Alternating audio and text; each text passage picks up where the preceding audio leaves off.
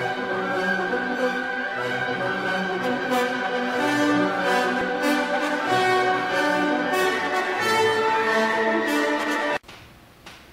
everybody, it's the Board Game Blogger. Today I'm here to review Fürstenfeld. This is a Euro economic engine game designed by Friedemann Friese, same designer as Power Grid, and produced by Rio Grande Games.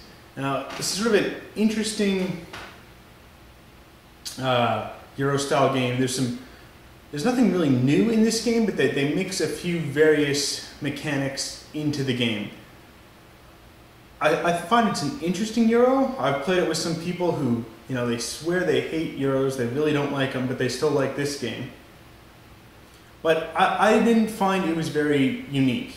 I mean, it's a good game, and there's some neat mechanics, but I just rather play other games instead of playing this. There's an aspect of the game where you've got your plot of 6 locations, and you're building onto it, sort of like in Cuba, where you're building onto your sort of plantation and whatnot. And I find I would just rather play Cuba than play this, because Cuba has some additional features such as passing the laws, and so I think there's more negotiation happening in there. Here you're simply developing your economic engine and then selling it. The theme is basically you're selling the 3 main ingredients to beer, water, barley, and hops, to various breweries. But I find the theme could really just be pasted on. It could be anything. You could be selling different minerals to a steel conglomerate or something. So I don't think the theme is very unique here. I mean, it's unique in that it's selling beer and producing beer. Not many games are about that, but I find it's just pasted on, and there's no unique mechanic about this game.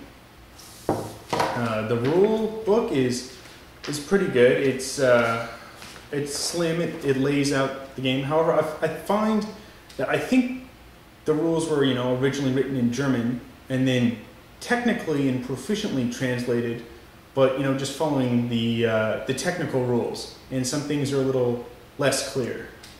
For instance, when it's describing sort of how the phases work, it says, in player order, each player plays the following 3 phrases directly, one after the other. So what is the directly one after the other referring to? But it should be referring to the thing it last mentioned in the sentence, which is phases. But maybe it means players.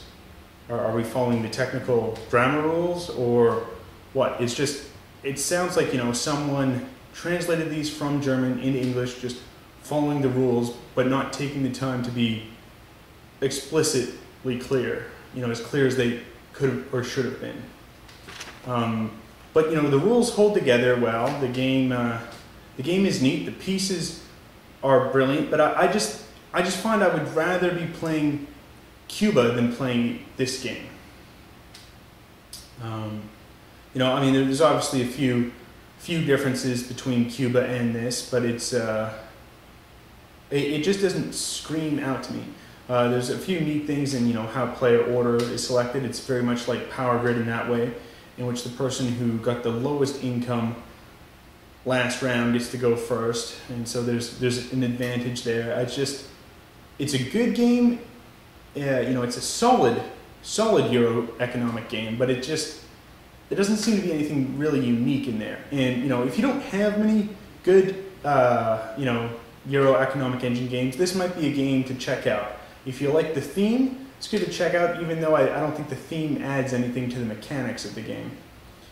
But it's a solid game. It's not bad. It's just kind of a, oh, okay, yeah, I'll play it if it's there, but I'm not going to really be actively campaigning to play this game too often.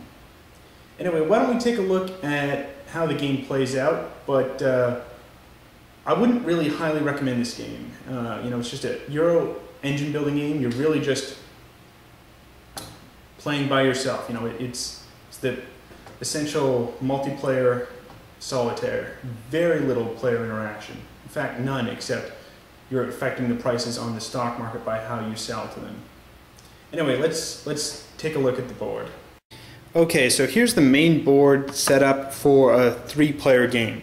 Now, it's possible to play with up to 5 players, as there's 5 potential breweries.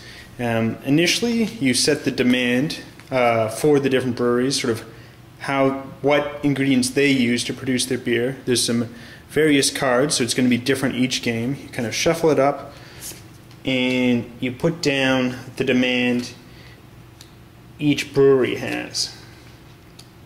Now this is the demand level for the turn.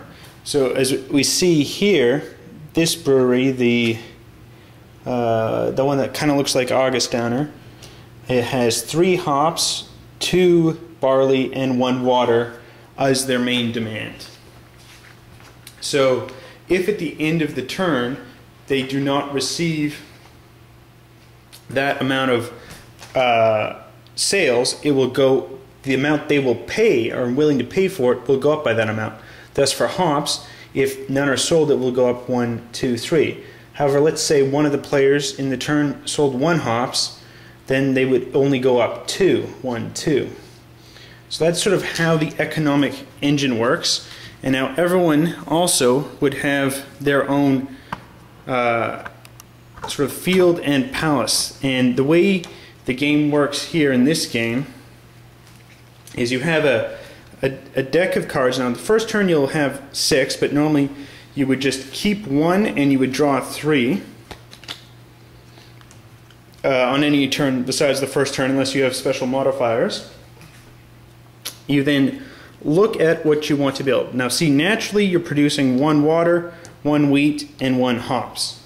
And you gain money by selling, and then you can choose to build onto the your property. So if you built a warehouse, it would cost $4. In the building phase, you would place it down. Now, the way the game works, it's in 6 phases. First, everyone draws their cards simultaneously. They then harvest the goods that they will produce simultaneously, and then in player order, and this is where sort of the neat mechanic of player order comes into effect. You would sell goods, you'd build the cards, you would discard your excess card, as you can only have 1 card in hand at each time, and then you adjust the market prices. And by discarding, you would choose which order you want to place them, and then they would go into the bottom of your pile. So there's a lot of sort of strategic foresight and planning involved within the game. Now, as you sell, let's say we decided to sell here. If the first player here sells 3 hops, then immediately after their turn is done, the price degrades because they've sold 1 more than the brewery needs. And so it would go immediately and then affect the prices for the other players. But that is the only player interaction in the entire game, is selling to different breweries and adjusting the market prices. Everything else, it's all done on your own.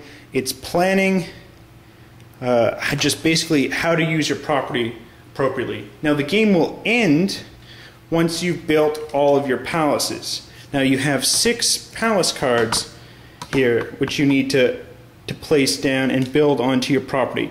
The first person to complete all 6 palaces will win the game. So you need to first build up your economic engine and then sort of slowly tear it down by placing the different palace cards. So it's kind of a unique mechanic in that you build it up and then you tear it down. But I just find there's some other games that do it better, and Rio Grande has done it better in Cuba, and in my opinion.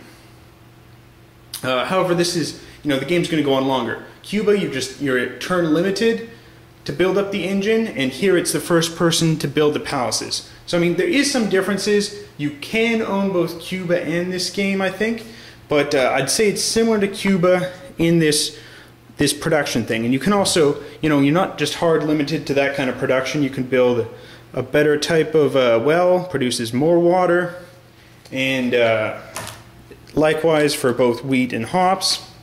So it's an interesting game, and it's It's a good Euro economic game, so yeah, I think if you don't want any player action, you don't want that kind of conflict, you just want everyone doing their own things, slowly building up their economic empire, this is a great game for you.